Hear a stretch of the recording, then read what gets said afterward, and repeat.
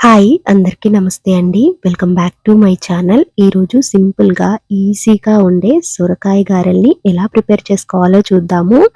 ఇక్కడ సొరకాయని మంచిగా కడుక్కొని ఇక నేను హాఫ్ తీసుకున్నాను. హాఫ్ సొరకాయ తీసుకుంటే సరిపోతుంది. మీకు కావాలంటే ఎక్కువ చేసుకునే వాళ్ళైతే ఫుల్ తీసుకున్నా పర్లేదు.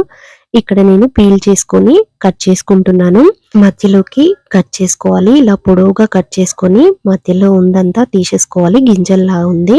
నేను ఇక్కడ 4 పీసెస్ పెద్దగా కట్ చేసుకున్నాను. కట్ చేసుకొని ఇలా మిడిల్‌లో ఉందంతా తీసేసుకొని ఈ సొరకాయ తినడం వల్ల చాలా హెల్త్ బెనిఫిట్స్ ఉన్నాయి. ఇందులో వాటర్ కంటెంట్ కూడా ఎక్కువగా ఉంటుంది.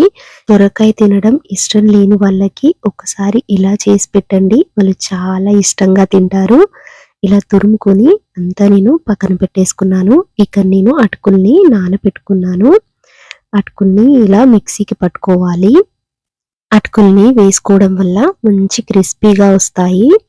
ఇలా పట్టుకున్న తర్వాత ఒకసారి పట్టుకుంటే సరిపోతుంది. ఇలా మెత్తగా అయిపోతుంది. ఇక్కడ బౌల్లోకి తీసుకున్న తర్వాత మనం గ్రేట్ చేసుకున్న తురుము కూడా దీంట్లో ఇప్పుడు యాడ్ చేసుకోవాలి. ఇలా అంతా వేసుకున్న తర్వాత ఇక్కడ నేను రైస్ ఫ్లోర్ 1.5 కప్ తీసుకున్నాను.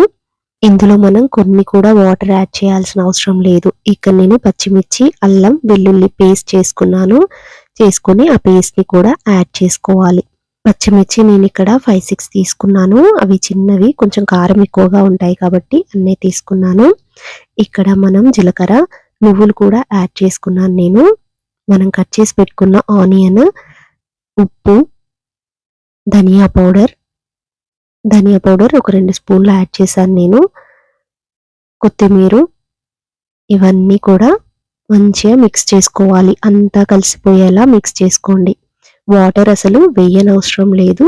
మనం కట్ చేసి పెట్టుకున్న సొరకాయ తురుముతోనే మొత్తం మిక్స్ చేసుకోండి.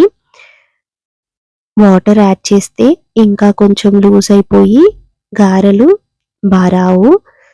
అలా కనుక వాటర్ లేకుండా ఇలా మొత్తం మిక్స్ చేసుకున్నారనుకోండి కొంచెం గట్టిగా వస్తాయి. వేయడానికి ఈజీగా ఉంటుంది. ఇలా ఒక ముద్దలా తీసుకొని మనం గారెల్లా ఇలా అనుకొని వేసేసుకోవడమే.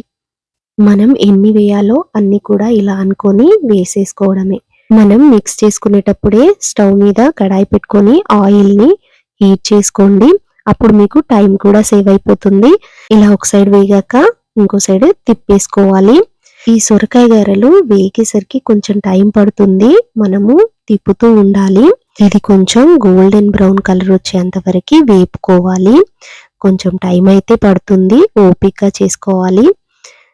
ఇవి ఒకసారి పిల్లలు తిన్నారంటే చాలా ఇష్టపడతారు. ఇంట్లో వాళ్ళు కూడా మళ్ళీ చేయమంటారు. ఒకసారి మీరు తప్పకుండా ట్రై చేయండి. టేస్ట్ మాత్రం చాలా బాగుంటుంది.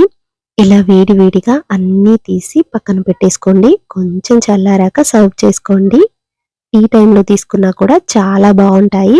నా రెసిపీ మీకు నచ్చినట్టయితే ఒక లైక్ చేయండి, సబ్స్క్రైబ్ చేసుకోండి. Thank you for watching.